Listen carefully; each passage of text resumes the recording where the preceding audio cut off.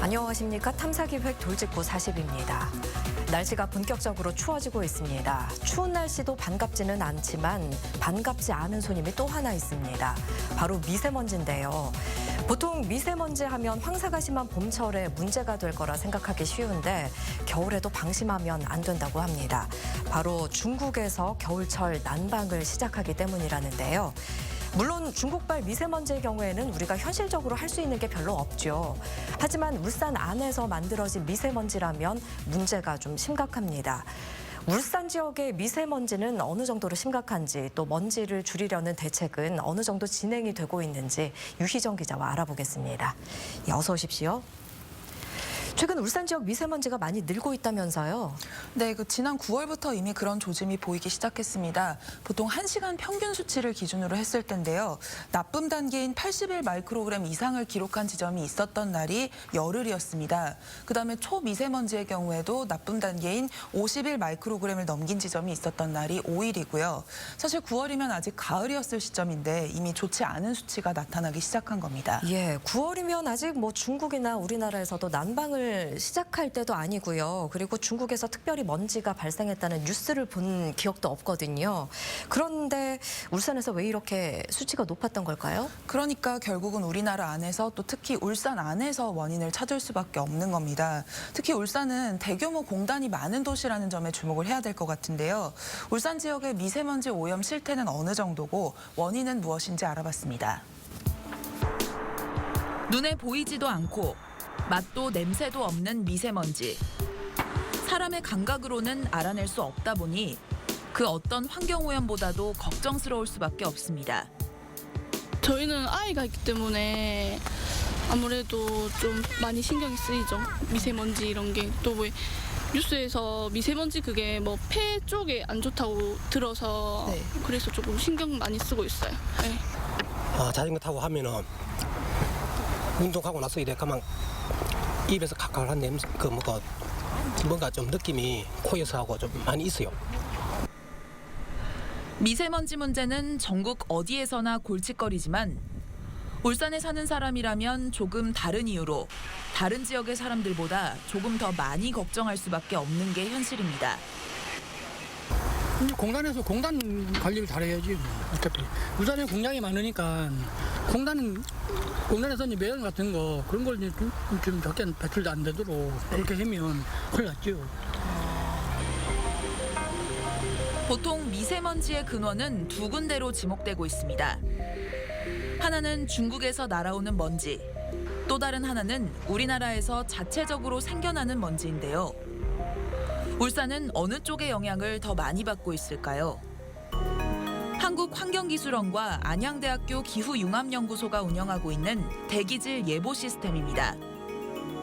한반도에서 미세먼지가 어떻게 움직이고 농도가 얼마나 심할지 예측해서 보여주는 건데요. 파란색일수록 먼지가 적고 빨간색에 가까워질수록 미세먼지 농도가 심해진다는 뜻입니다. 48시간 동안의 추이를 지켜봤습니다.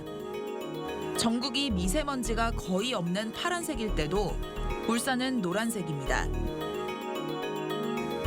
주변 지역의 공기들이 다소 나빠질 무렵에는 울산은 가장 나쁜 단계인 빨간색까지 나타납니다. 공기의 흐름을 지켜보면서 확인할 수 있는 또 다른 사실은 울산에서도 미세먼지 농도가 특별히 나쁘게 나타나는 지점이 정해져 있다는 겁니다. 남구와 울주군 온산읍 지역입니다. 네, 아마 거기가 여러 발전소도 있고 여러 정유공장이 있고 좀 그래서 그럴 거예요.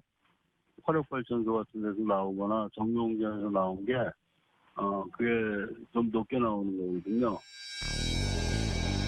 남구와 울주군 온산읍 지역에 집중된 석유화학 공단. 이곳에서 오염물질이 많이 발생한다는 건 누구나 아는 사실입니다. 특히 많은 오염물질은 연료를 태울 때 발생하는 이산화황, 아황산가스라고도 불리는 물질인데요. 울산 지역의 이산화황 측정 지수는 2007년부터 지난해까지 연속으로 전국에서 가장 높았을 정도입니다. 석유화학과 정유공장에서 제품을 만드는 과정에서는 휘발성 유기 화합물이 생겨납니다. 공단을 오가는 화물차들의 매연에는 경유를 사용할 때 나오는 이산화질소가 포함되어 있습니다. 모두 새로울 것 없는 오염물질들이고 이미 악취나 불쾌감을 일으키는 문제로 여러 번 지적된 물질이기도 한데요. 그런데 이 물질들은 동시에 미세먼지, 특히 초미세먼지를 만들어내는 원료이기도 합니다. 초미세먼지는 크게 두 가지로 나뉩니다. 석유나 석탄을 태우면서 발생하는 그을음같이 그 자체로 미세먼지인 1차 먼지와 다른 물질이 변해서 만들어지는 2차 먼지인데요. 2차 초미세먼지의 재료가 바로 울산 지역 공단의 오염물질들입니다. 아황산가스, 이산화질소 같은 질소산화물, 휘발성 유기화합물이 공기 중에 배출되면 공기 중에 떠다니는 수증기나 오존, 암모니아 같은 물질들과 화학적으로 결합하게 됩니다. 이렇게 해서 만들어지는 화합물들이 초미세먼지입니다. 이런 2차 미세먼지의 가능성이 다른 지역보다 좀 많을 수 있다는 거죠. 왜냐하면 이게 우리 도시는 차량도 있지만은 그 연료의 연소나 각종 화석 연료 연소 과정에서 이런 것들이 생기니까 이런 2차 미세먼지가 많이 만들어진다는 게 이제 하나 타 도시랑 다른 점이고.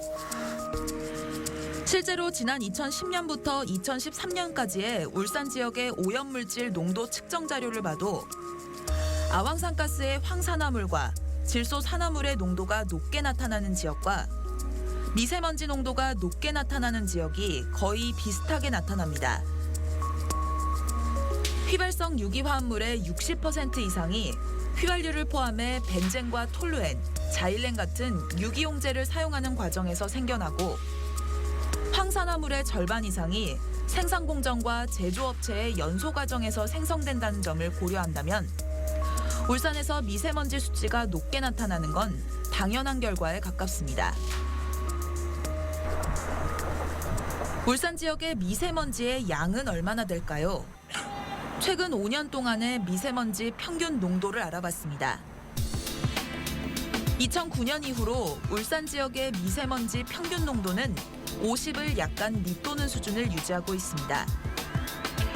우리나라의 대기 환경 기준이 연평균 50 마이크로그램인 걸 생각하면 기준치를 아슬아슬하게지만 맞추고 있는 건데요.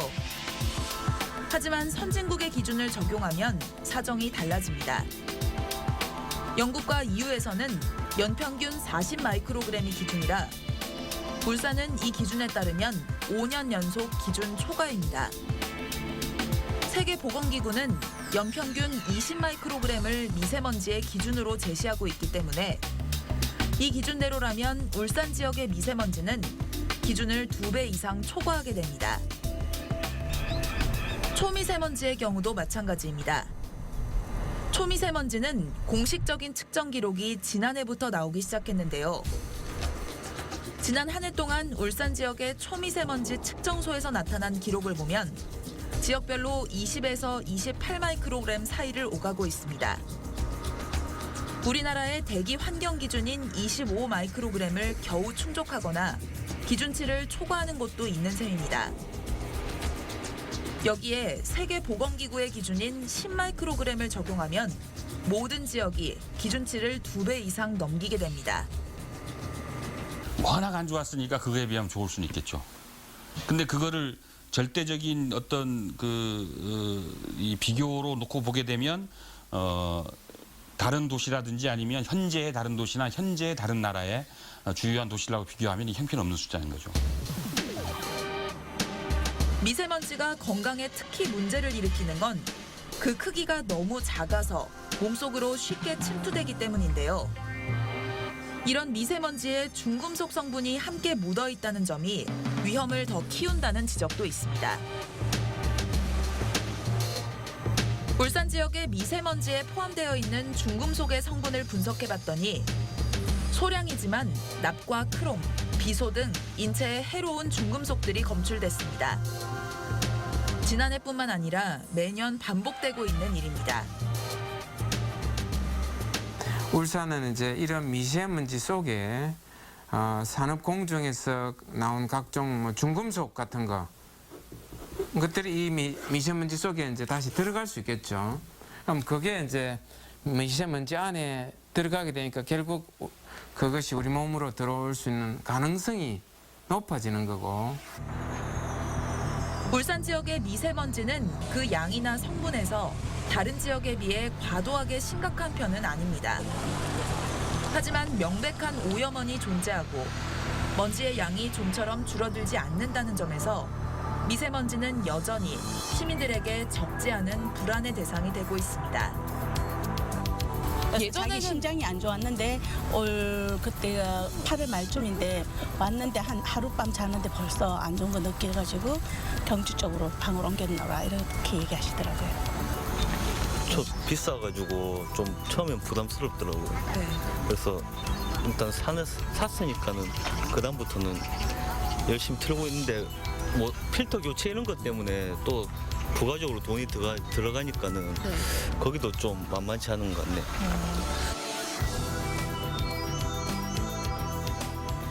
네, 비용이 부담되지만 어쩔 수 없이 공기청정기를 사용한다. 뭐 다들 이렇게 얘기하실 텐데요.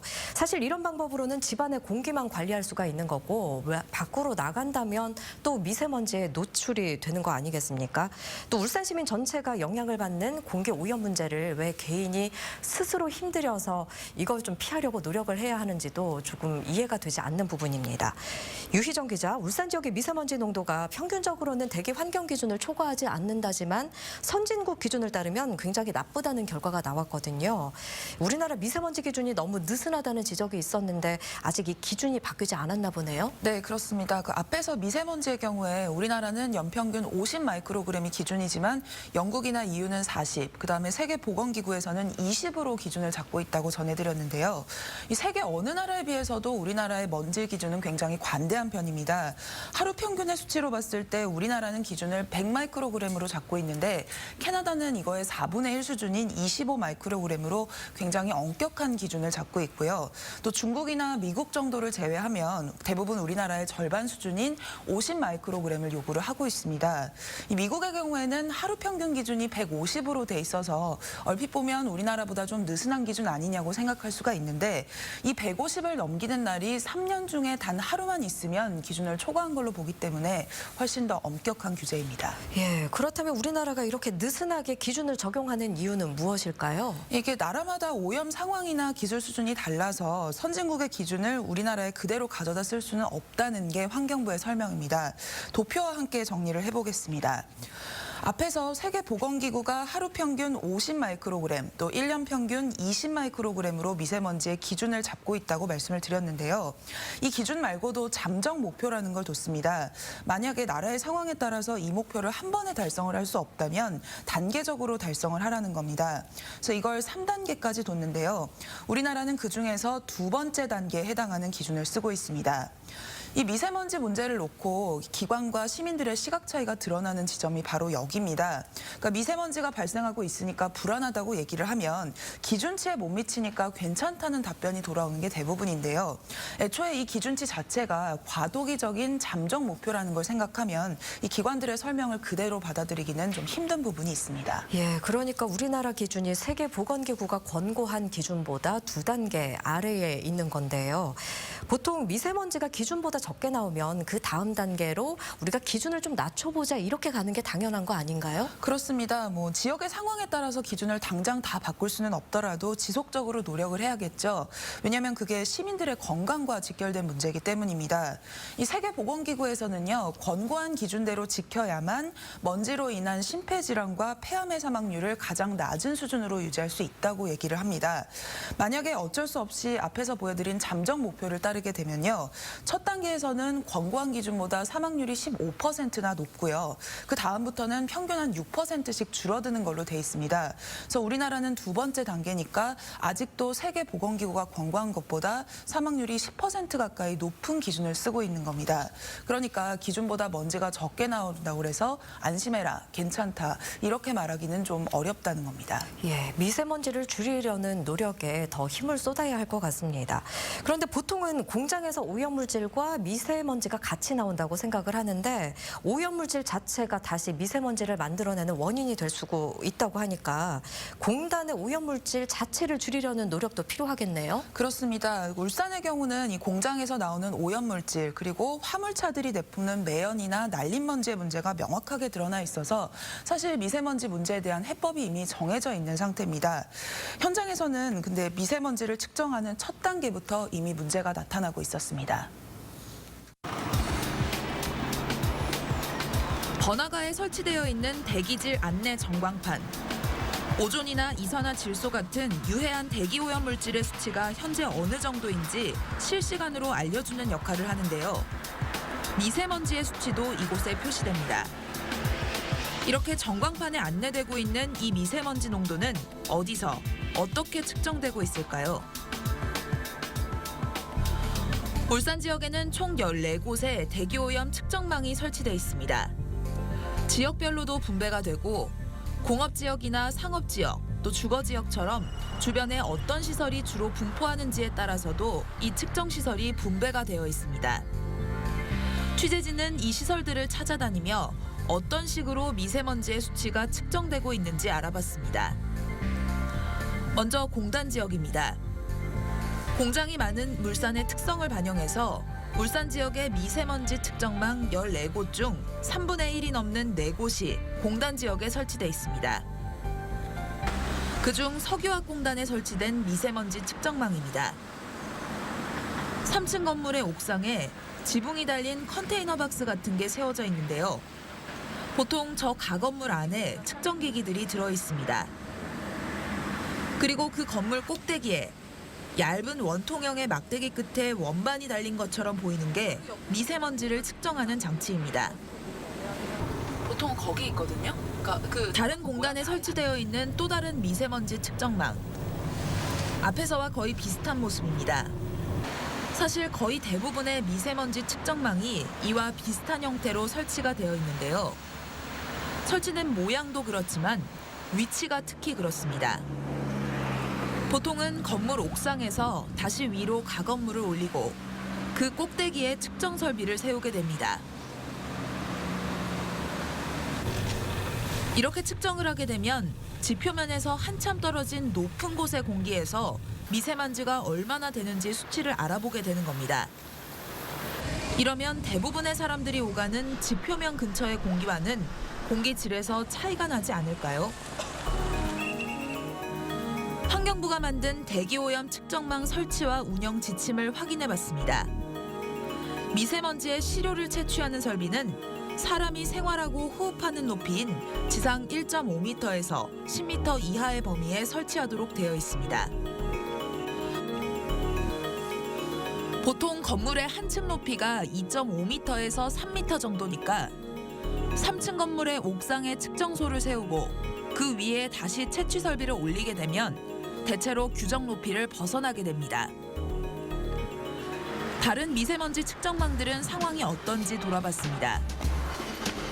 남구 야음동에 설치된 주거지역의 미세먼지 측정망은 야음 중학교 건물의 옥상에 있습니다.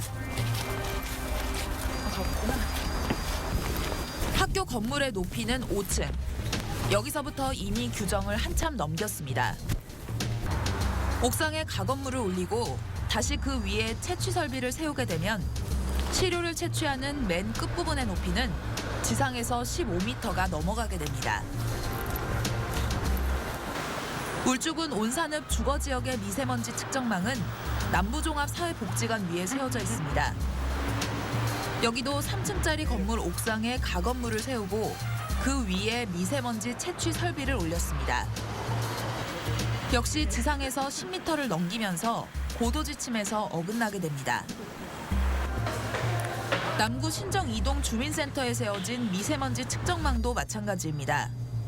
3층 건물의 옥상에 가건물, 다시 그 위에 채취 설비. 마찬가지로 지상과의 높이 차이가 크게 벌어지게 됩니다. 높으면은 확산할 때 바람 속도가 차이가 납니다. 이 위로 올라갈수록 바람 속도가 빨라지니까 그 영향을 좀 받겠죠. 그러나 이제 물리적으로 그 장수밖에 없고 그 시설밖에 없다면 그것도 뭐 다른 제조가 좀 어렵죠. 이제 그런 어려움은 좀 있습니다, 현실적으로는. 건물들이 복잡하게 모여 있는 도심의 환경에서는 적절한 설치 장소를 찾기 힘들기 때문이란 설명인데요. 그러다 보니 앞에서 찾아가 본 시설처럼 대부분의 미세먼지 측정망은 공공건물의 위에 설치되는 경향이 있습니다. 주민센터나 학교처럼 공간을 비교적 쉽게 확보할 수 있고 직원이 상주하고 있어서 대체로 관리하기 편하다는 장점이 있기 때문입니다. 동구 대송동에 있는 미세먼지 측정망.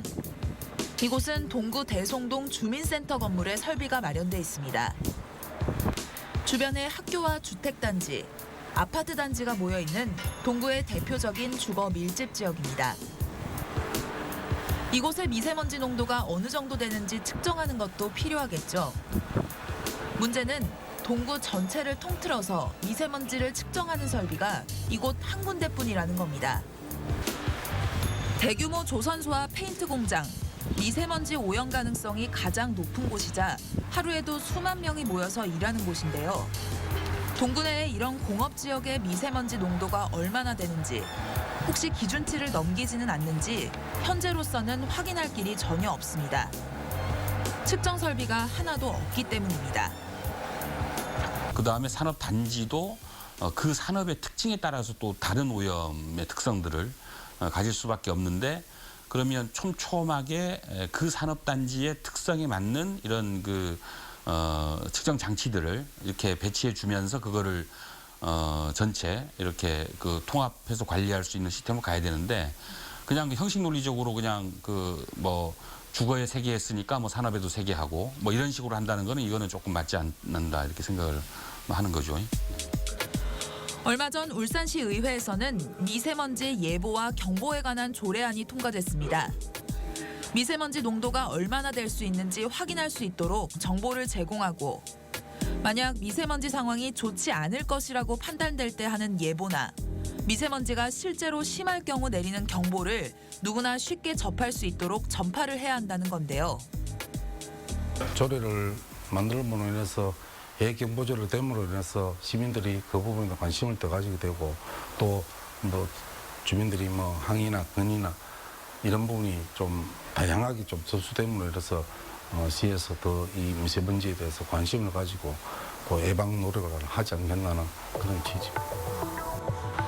하지만 기본적으로 측정 수치 자체가 부족한 상황에서 예보와 경보가 얼마나 도움이 될지는 미지수입니다.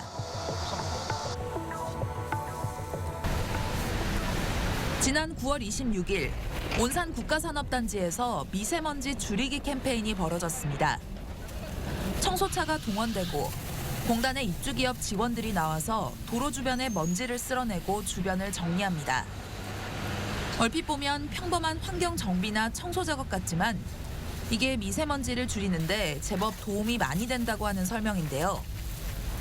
울산시는 앞으로 매달 10일과 25일을 미세먼지 제거의 날로 정하고 집중적으로 미세먼지를 줄이겠다고 밝혔습니다. 캠페인이 벌어진 지 한 달 뒤 10월 25일에 도로 청소 계획이 또 있는지 물어봤습니다.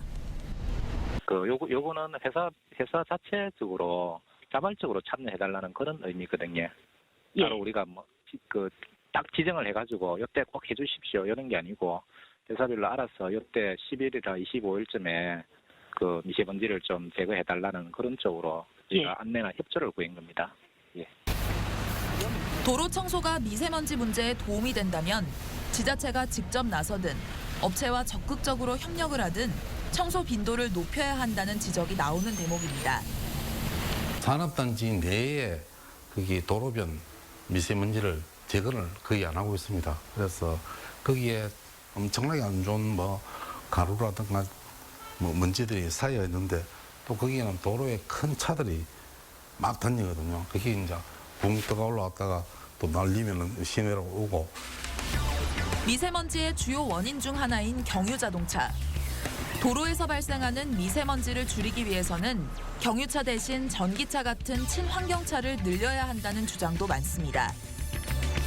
울산에서도 보조금을 주면서 전기차 이용자를 늘리려고 하고 있지만 실적은 저조한 편입니다. 울산의 전기차 보급 목표치는 1년에 50대 정도이지만 지난해에는 목표의 절반 수준인 28대를 늘리는 데 그쳤습니다. 올해는 지난해 주지 못한 보조금 예산까지 붙여서 72대를 보급하겠다고 목표를 세웠고 차 한 대당 주는 보조금도 1,700만 원이던 것을 1,880만 원까지 올렸습니다. 하지만 올해 10월 말까지 실제로 도로에 나오게 되는 전기차는 38대 수준입니다. 미세먼지를 줄이겠다며 나오는 대책의 상당수가 실제로는 효과를 보기 힘든 경우도 적지 않습니다. 올해 7월부터는 자동차 공회전으로 인한 미세먼지 발생을 줄이겠다며 단속과 과태료 부과를 예고하기도 했지만 제도를 시작하자마자 실제 단속으로 이어지기는 힘들다는 지적이 일기도 했습니다. 유연탄처럼 대기오염 물질을 많이 내뿜는 고체 연료는 1990년부터 사용이 금지돼 있는데 산업계에서는 고체 연료가 값이 더 싸서 생산 원가를 줄일 수 있다며 제한 조치를 풀어줄 것을 지속적으로 요구하고 있습니다. 울산시는 그동안 대기오염 문제를 들어서 엄격한 규제를 유지해왔는데 올해 8월부터 26년 만에 처음으로 이 규제를 없애줄지 여부를 검토하기 시작했습니다. 가장 울산의 특징적인 거는 SO2가 특징적이란 말이에요. 그다음에 어느 지역이시든지 간에 SO2가 전구 물질이라는 건 다 인정을 하는 거고 그러면 당연히 SO2에 대한 저감 대책을 펼쳐야 되는 거죠. 근데 그거에 대해서는 뭐 아무런 것도 없고 그냥 미세먼지는 뭐 살수차 동원하고 뭐 노후 경유차 하겠다. 이거는 도시의 특성과 이 역사적인 어떤 이런 것들에 대해서 애써 무시하려고 하거나 아니면 자신 없으니까 뭐 묻어버린다거나 뭐 이런 거겠죠.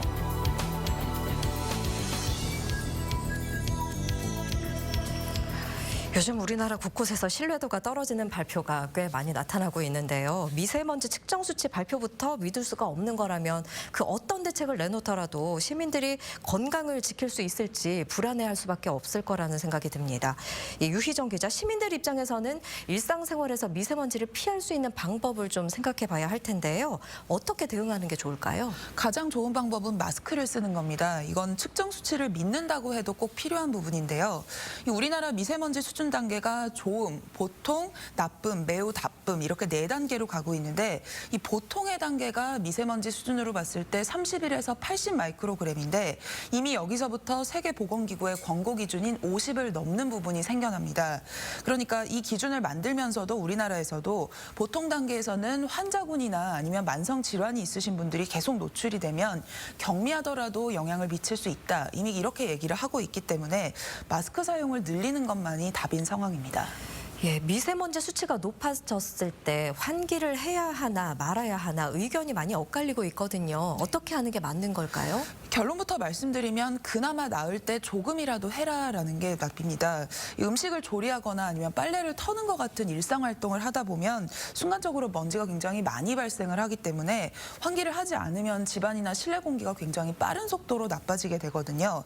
그래서 미세먼지의 농도가 높은 날이더라도 환기를 아주 안 하는 것보다는 시간대에 따라서 조금 적을 때 혹은 바람이 불 때라거나 좀 괜찮을 때 잠깐씩이라도 문을 여는 게 낫다고 합니다. 하지만 먼지가 들어오니까 환기를 한 이후에는 물걸레질을 한다거나 해서 들어온 먼지를 좀 닦아내는 게 답이 될 수 있을 것 같고요. 그다음에 이제 먼지가 심할 때 차량을 운전하는 경우에는 환기를 하지 않는 게 좋고 외기순환 모드도 꺼놓는 게 좋다고 합니다. 왜냐하면 외기순환 상태로 그냥 두기만 해도 농도가 굉장히 크게 치솟는다는 연구가 최근에 있기도 했거든요. 그래서 그나마 오염이 덜한 지역에 들어섰을 때 그때 환기를 하는 수밖에 없다고 합니다. 네, 그렇지만 먼지 자체를 줄이지 못하는 상황에서는 미봉책에 불과하다는 것. 정책을 만들고 집행하는 곳에서는 꼭 기억을 해주셨으면 좋겠습니다. 유희정 기자, 오늘 수고하셨습니다. 울산의 미세먼지를 주로 얘기하다 보면 많은 분들이 공단이 있으니까 먼지가 있는 건 당연하다 이렇게 얘기를 하십니다. 하지만 이게 과연 자연스러운 말일까요? 120만 인구가 사는 도시 바로 옆에 공단이 있다면 공단이 있어도 먼지 하나는 걱정하지 않아도 된다. 이렇게 얘기할 수 있어야 합니다. 언제쯤 이 당연한 말을 자연스럽게 할 수 있을지 궁금해집니다. 예, 탐사기획 돌직구 40 오늘 순서는 여기까지고요. 예, 시청해주신 여러분 고맙습니다.